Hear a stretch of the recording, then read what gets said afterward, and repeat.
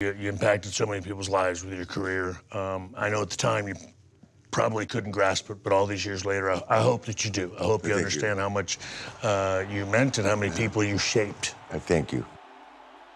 Many of us, when we started, had no idea that if you were able to find all this different memorabilia and, you know, be able to get it in a central location, that people would find that fascinating and want to walk through and see all of that. Obviously, you're one of the guys at the top of the list.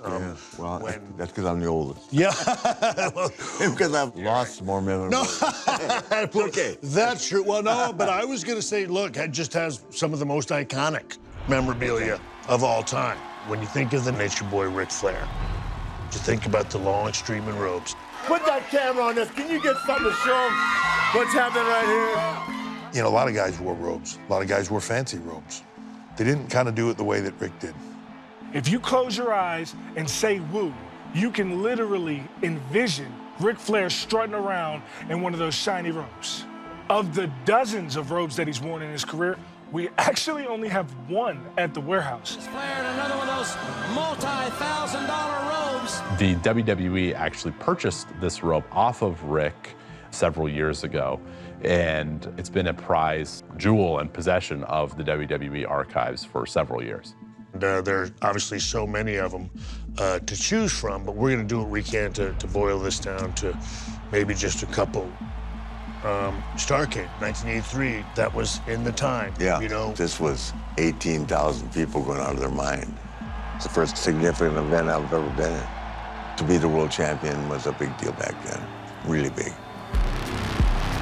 The one match that everybody has been eyeing, Harley Race going up against Ric Flair. Who you think going this thing, darling? We all know that the biggest show in WWE is WrestleMania, and that always has been. But back in the day, before Rick was in WWE, he was in NWA, and their version of WrestleMania was Starrcade. And in the first ever Starrcade in 1983, an up-and-coming Ric Flair shocked the world and dethroned the king, Harley Race, and became the NWA World Heavyweight Champion. He's got him down 1, 2, 3. He did it. He did it. That title made Ric Flair the man, and that's why that robe is what we're looking for. I am so proud of, like, him being my father. Yeah. But, like, the pressure to live up to that name, what it does do is it makes me work harder. This up here, I think, is Wes Potter's house. Conrad said he has a bunch of, you know, cool memorabilia, some related to Rick, so maybe he has the butterfly robe? My mom has it hiding. I'm just kidding. We're coming. Oh. Yeah, you hide there. West. Hey, AJ, what's up, man? Nice to meet you. I have a Nice surprise. to meet you. Okay. Whoa! Hi. That is a surprise. The queen. Nice to meet you, Yeah. sir. How are you? Hi. Wow. Good, how are you? So here you got a hell of a collection. Yeah, come on. I first became a wrestling fan during the height of the Monday Night Wars. There was a lot of great matches and characters on television, and the first one that really caught my eye during that period was Ric Flair. Whether he's performing or not, there's something that draws you to him, that charisma, and that's when I really was hooked and really became a wrestling collector. So this is it. Wow. Steamboat's jacket? Yep, that's from his old gym in Charlotte. That's a Jerry the King Lawler autographed crown. Nice. And the boots with the crown on top of them are actually Harley Races from WrestleMania 3 against JYD. That's history right there. I've never seen it in person. Yep, that's it. There's a lot of history there. He actually wore it in '81 in his first world title match, and notably at Starrcade '83. There it is. Against Harley Race. From Charlotte, North Carolina, ladies and gentlemen, the Nature Boy, Ric Flair. Our next event of the evening is a cage match, one fall, with a 60-minute time limit. Harley Race was the toughest guy in our business, and everybody knew it. You could not socialize with him in a bar without him letting everybody in the bar know that he was the world champion. Harley was the guy, and he was the poster child for the legitimacy of this thing as a sport. Here it is, Starrcade 83, a Flair for the goal. He was the real world champion. Harley Race knew that this was going to be the match of his life right here. Winning the title meant everything. Flair is putting it to him. This is before WWE. The NWA was it. If you were the NWA world champion, you were in a good place. That was the title. High in the air with a knee drop. It's just this iconic match that signifies really Rick reaching the mountaintop Up on the top rope. for one of the first times. Ric Flair has done what many people consider to be impossible. After 83, there's no stopping him. Rick is on top for the rest of his life. So that robe signifies those first world championship wins, on top of the fact that it's beautiful, and it would be really, really great to have that in the collection. This is Olivia Walker? Olivia Walker, yeah. Oh, man. They're so thick. Can you imagine putting all that on by hand? She put all that stuff on by hand, I know. one by one. The details on this robe are incredible. It's like hasn't been touched since 83. Oh, this is awesome. Oh, long live the queen. Yeah. Oh, man. Got a little weight to it, doesn't it? Oh, yeah, mine are this heavy, though. Got some portraits. Who would have ever thought? Oh, and I like the old school. Yeah, the Nature Boy. Nature Yeah. boy. Woo. Oh. Here we go.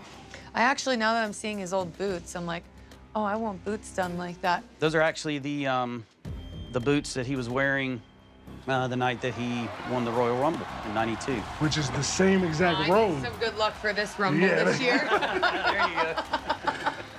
These go along with the black butterfly robe that Rick wore at Royal Rumble 1992 when he won the WWE title.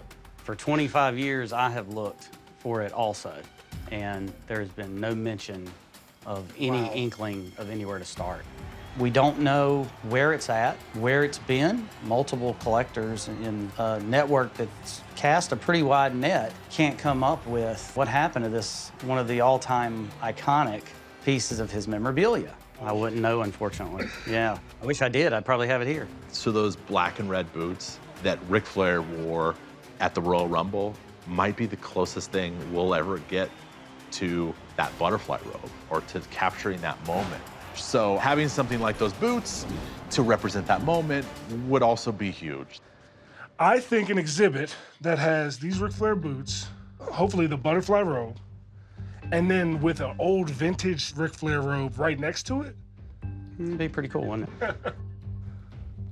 These boots and this robe. How about $60,000? No. No.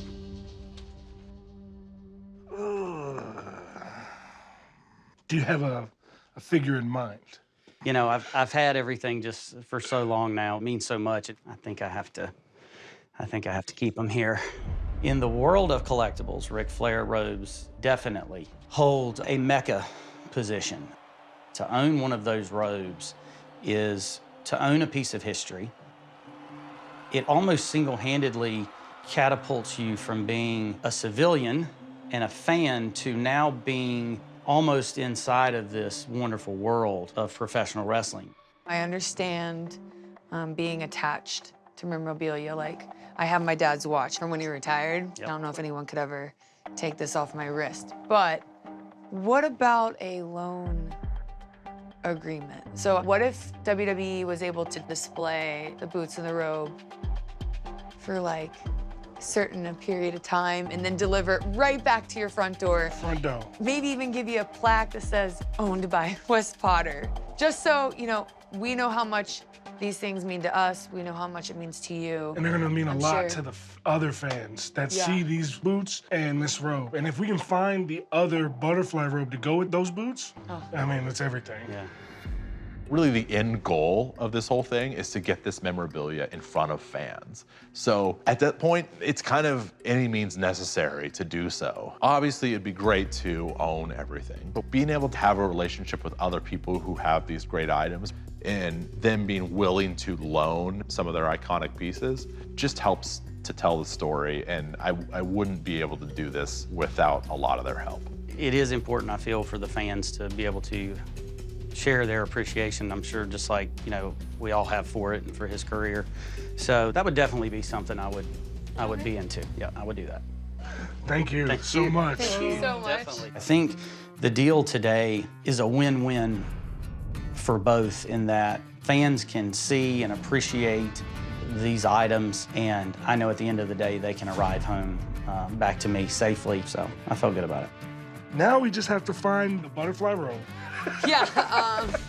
Well, hopefully it won't take 15 years. No, hopefully. It's already been gone 25, so another 15 years and I might be too old for this job.